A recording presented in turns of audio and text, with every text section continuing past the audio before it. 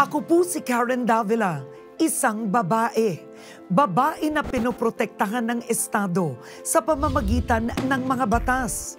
Ito ang Republic Act 9262 o ang Anti-Violence Against Women and Their Children Act of 2004. Nagbibigay ito ng seguridad sa ating mga kababaihan at mga anak mula sa mapang-abusong asawa, karelasyon at kahit kadate pa lang ang status. O eto pa, lalaki man yan o lesbiana, ex-man o hindi, mahahabol pa rin sila ng anti-vowsy law.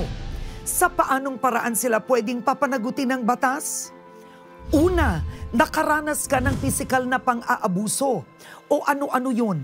Sinaktan ka ng partner mo o ang mga anak mo.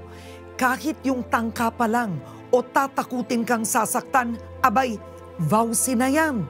Pasok din sa batas ang sexual na pang-aabuso. Nandiyan ang rape, sexual harassment, yung pagsasabi ng mga bastos na salita, sapilitang pagpapanood ng mga porno, at pagbugaw sa'yo o sa anak mo sa prostitusyon. Eto, paulit-ulit ka bang minumura ng iyong karelasyon? Minamaliit lalo sa harap ng ibang tao? Ikinukulong sa bahay. Mga paraan naman ito ng psychological abuse. Hindi niyo po dapat nararanasan yan.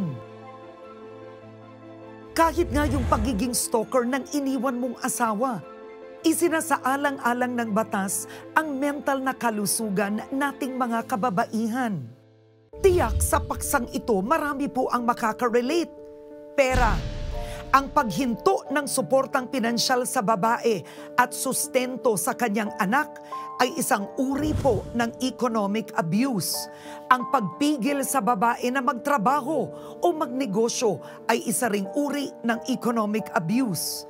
Ang hindi pagbibigay ng kontrol sa mga ari-arian ay economic abuse. Hanggat maaari, wala po sana sa atin ang makakaranas ng ganitong mga pang-aabuso.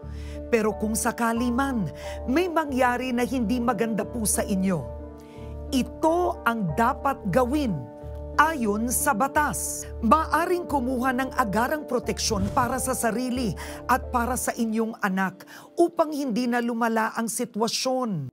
Sa anti-vowsy law, hindi kailangan na ang biktima mismo ang magsampa ng kaso laban sa mapang-abusong kinakasama.